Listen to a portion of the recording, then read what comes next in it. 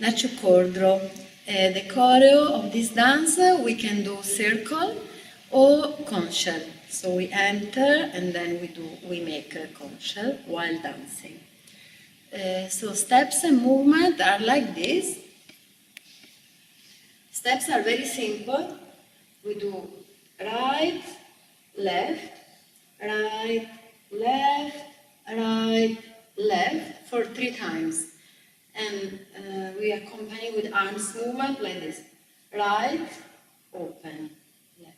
And again, we open the side and we open to the side. So we do 3 times this movement.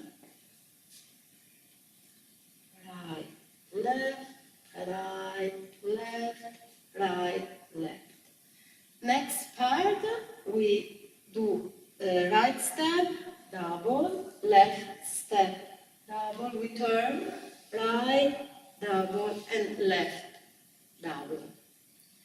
And so when we do the first right arms goes up, and then left arms goes up, we turn, right up, and left up.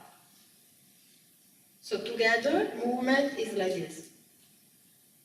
1, 2,